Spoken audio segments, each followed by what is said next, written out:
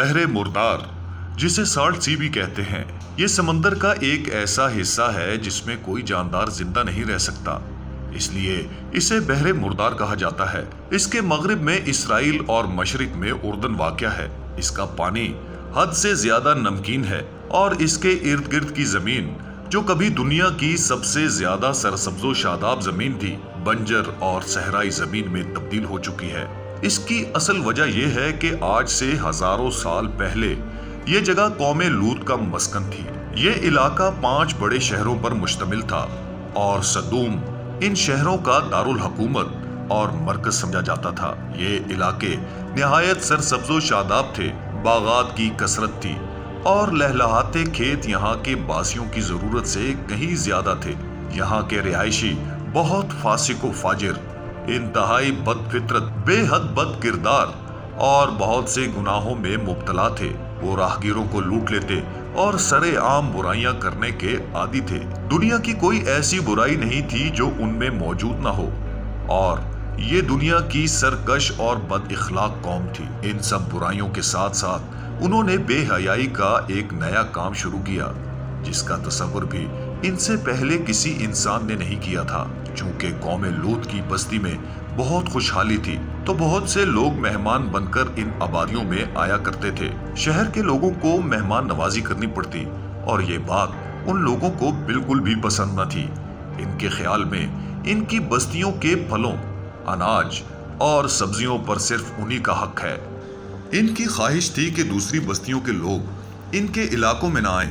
یہ لوگ مہمانوں کی آمد سے بہت تنگ آ چکے تھے، مگر انہیں مہمانوں کو روکنے کی کوئی صورت نظر نہیں آ رہی تھی۔ ایک دن بستی کے لوگ باہر سے آنے والوں کو روکنے کے طریقے پر غور کر رہے تھے کہ ابلیس ایک بوڑھے کی شکل میں آیا اور لوگوں سے کہا، اگر تم ان لوگوں سے پیچھا چھڑانا چاہتے ہو تو میرے کہنے پر عمل کرو، اور جب بھی کوئی مہمان تمہاری بستی میں آئے تو تم زبردستی اس کے ساتھ بدفعلی کرو۔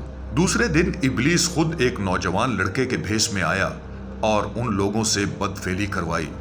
اس طرح وہ اس بدکاری میں مبتلا ہو گئے۔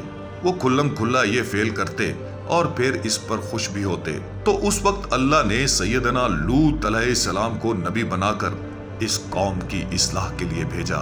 آپ علیہ السلام سیدنا ابراہیم علیہ السلام کے بھتیجے ہیں۔ سیدنا لوط نے قوم کو اللہ تعالیٰ کی عبادت کرنے اور اس حرام فعل کو ترک کرنے کی دعوت دی اور سمجھایا کہ یہ برائی ہے۔ اللہ تعالیٰ کا ارشاد ہے، کیا تم اپنی نفسانی خواہش پوری کرنے کے لیے عورتوں کو چھوڑ کر مردوں کے پاس جاتے ہو؟ تم تو جاہل لوگ ہو۔ قوم پر لوط علیہ السلام کے وعظ کا کوئی اثر نہ ہوا، کسی نے بھی ان کی بات نہ مانی اور نہ ہی ان پر ایمان لایا، بلکہ وہ مزید ہٹ درمی کے ساتھ فخریہ انداز میں یہ کام کرنے لگے۔ انہیں سیدنا لوط علیہ السلام کا سمجھانا برا لگتا، لہٰذا انہوں نے سیدنا لوط علیہ السلام کو بستی سے نکال دینے کا ارادہ کیا اور دعوت و تبلیغ کے بدلے میں یہ جواب دیا، اے لوط، اگر تم باز نہ آئے تو ضرور بدر کیے جانے والوں میں سے ہو جاؤ گے۔ سیدنا لوط علیہ السلام اس بات پر مایوس ہونے کے بجائے قوم کو راہ راست پر لانے کی کوشش میں مصروف رہے، لیکن اس قوم نے خود ہی عذاب کا مطالبہ کر دیا اور کہنے لگے، اگر تم سچے ہو تو ہم پر اللہ کا عذاب لے آؤ۔ قوم کے اس مطالبے کے بعد سیدنا لوط علیہ السلام کو یقین ہو گیا کہ اب یہ راہ راست پر آنے والے نہیں، تو انہوں نے اللہ سے دعا کی، اے میرے رب، ان فساد برپا کرنے والی قوم کے مقابلے میں میری مدد فرما۔ اللہ تعالیٰ نے لوط علیہ السلام کی دعا کو قبول فرمایا اور فرشتوں کے ذریعے آپ کی مدد فرمائی۔ یہ فرشتے پہلے سیدنا ابراہیم علیہ السلام کے پاس آئے اور انہیں ایک دانش مند بیٹے کی بشارت سنائی۔ سیدنا ابراہیم علیہ السلام نے فرمایا، اللہ کے بھیجے ہوئے فرشتوں، تمہارا اس کے علاوہ اور کیا مقصد ہے؟ وہ کہنے لگے، ہم گناہ گار قوم کی طرف بھیجے گئے ہیں تاکہ ان کو ہلاک کر دیں۔ دراصل سیدنا ابراہیم علیہ السلام فکر مند تھے کہ دراصل وہاں سیدنا لوط علیہ السلام بھی تو ہیں۔ فرشتوں نے ان کی فکر مندی اس بات سے ختم کی کہ ہم ان کو اور ان کے گھروں کو بچا لیں گے، سوائے ان کی بیوی کے کہ وہ پیچھے رہنے والوں میں ہوں گی۔ فرشتے سیدنا ابراہیم علیہ السلام سے رخصت ہوئے اور سورج غروب ہونے کے قریب سدوم پہنچے۔ فرشتوں نے سیدنا لوط علیہ السلام سے مہمان بننے کی اجازت مانگی۔ سیدنا لوط علیہ السلام نے سوچا کہ اگر میں نے انہیں اپنے پاس نہ ٹھہرایا تو کوئی دوسرا انہیں اپنا مہمان بنا لے گا۔ مفسرین لکھتے ہیں کہ یہ فرشتے سیدنا جبرائیل علیہ السلام، میکائیل علیہ السلام اور اسرافیل علیہ السلام تھے۔ سیدنا لوط علیہ السلام کی بیوی قوم سے ملی ہوئی تھی۔ اس نے نوجوان لڑکوں کی گھر میں موجودگی کا راز فاش کر دیا۔ یہ سن کر بستی والے دوڑے ہوئے سیدنا لوط علیہ السلام کے گھر پہنچے۔ سیدنا لوط علیہ السلام نے اپنی قوم سے فرمایا، اے میری قوم، یہ میری قوم کی بیٹیاں ہیں، یہ تمہارے لیے پاکیزہ و حلال ہیں۔ اللہ سے ڈرو اور مجھے میرے مہمانوں کے بارے میں رسوا نہ کرو۔ کیا تم میں کوئی بھی نیک سیرت آدمی نہیں؟ یہ سن کر وہ لوگ بولے، تم اچھی طرح جانتے ہو ہمیں تمہاری بیٹیوں سے کوئی غرض نہیں ہے، اور جو ہماری اصل چاہت ہے اس سے تم بخوبی واقف ہو۔ اس کے بعد لوگ گھر کی طرف دوڑتے ہوئے آئے۔ سیدنا لوط علیہ السلام نے گھر کے دروازے بند کر لیے۔ لوگوں نے گھر کا گھیراؤ کر لیا اور ان میں سے کچھ تو گھر کی دیوار پر بھی چڑھنے لگے۔ فرشتے یہ سب منظر دیکھ رہے تھے۔ پھر فرشتوں نے حقیقت سے پردہ اٹھاتے ہوئے فرمایا، اے لوط، ہم آپ کے رب کے بھیجے ہوئے ہیں، یہ لوگ تم تک ہرگز نہ پہنچ سکیں گے۔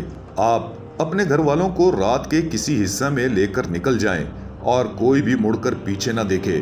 ہاں، اپنی بیوی کو ساتھ مت لینا، یقیناً اسے بھی وہی عذاب پہنچنے والا ہے جو انہیں پہنچے گا۔ بے شک ان کے عذاب کا مقررہ وقت صبح کا ہے۔ سیدنا لوط علیہ السلام حقیقت جان کر مطمئن ہو گئے اور اپنے اہل خانہ کے ساتھ رات ہی کو نکل گئے۔ قوم لوط سیدنا لوط علیہ السلام کے گھر کا دروازہ توڑنے پر بضد تھی، تو سیدنا جبرائیل علیہ السلام نے اپنے پر کا ایک کونا انہیں مارا، جس سے وہ اندھے ہو گئے۔ یہ خاص عذاب ان لوگوں کو پہنچا جو سیدنا لوط علیہ السلام کی طرف بدنیتی سے گئے تھے۔ صبح عام عذاب میں پوری قوم تباہ ہو گئی۔ قرآن پاک میں ارشاد ہے، ان لوگوں نے لوط علیہ السلام سے ان کے مہمانوں کو چھین لینے کا ارادہ کیا تو ہم نے ان کی آنکھیں اندھی کر دی۔ اب میرے عذاب اور ڈرانے کا مزہ چکھو۔ پھر اگلی صبح کا ابھی آغاز ہی ہوا تھا کہ اللہ تعالیٰ کے حکم سے سیدنا جبرائیل علیہ السلام نے بستی کو اپنے پر سے اکھیڑا اور آسمانوں تک اٹھایا۔ پھر اس بستی کو الٹ کر زمین پر دے مارا اور اس کے بعد ان پتھروں کی بارش ہوئی۔ ہر پتھر پر مرنے والے کا نام لکھا ہوا تھا۔ جب یہ پتھر ان کو لگتے تو سر پاش پاش ہو جاتے۔ کچھ ہی دیر میں پوری کی پوری بستی نیست و نابود ہو چکی تھی۔ اللہ تعالیٰ نے قرآن پاک میں فرمایا، پھر جب ہمارا حکم پہنچا تو ہم نے وہ بستیاں الٹ دی اور اس زمین پر کنکر کے پتھر برسانا شروع کیے جو لگاتار گر رہے تھے۔ قوم لوط کی ان خوبصورت بستیوں کو اللہ تعالیٰ نے ایک انتہائی بدبودار اور سیاہ جھیل میں تبدیل کر دیا، جس سے رہتی دنیا تک کوئی فائدہ نہیں اٹھایا جا سکتا۔ دنیا کی 5 حسین ترین بستیوں میں آباد قوم لوط کو اللہ تعالیٰ نے 2200 قبل مسیح نیست و نابود فرما کر دنیا کے لیے عبرت کا نشان اور عقل و شعور رکھنے والوں کے لیے نصیحت بنا دیا۔ کچھ سال پہلے بحیرہ مردار کے ساحل پر قوم لوط کی بستیوں کے بعض تباہ شدہ آثار ظاہر ہوئے، جبکہ اللہ تعالیٰ نے 1400 سال پہلے قرآن کریم میں فرما دیا تھا کہ ہم نے اس بستی کو ایک واضح نشانی کے طور پر عقل والوں کے لیے برقرار رکھا۔ اس قوی عمل کے بدولت اللہ نے ایک قوم کو مکمل طور پر تباہ فرما دیا، جو آج تک ہمارے لیے عبرت کا نشان ہے، اور اس فعل کو اس قدر ناپسند فرمایا کہ نبی صلی اللہ علیہ وآلہ وسلم نے ارشاد فرمایا ہے، مجھے اپنی امت کے بارے میں جس چیز کا سب سے زیادہ خوف ہے وہ قوم لوط کا عمل ہے، اور فرمایا، تم لوگ جسے قوم لوط کا عمل کرتے ہوئے پاؤ تو فاعل اور مفعول دونوں کو قتل کر دو۔ اللہ سبحانہ و تعالی اپنے حبیب صلی اللہ علیہ وآلہ وسلم کے صدقے ہمیں گناہوں سے محفوظ فرمائے، آمین۔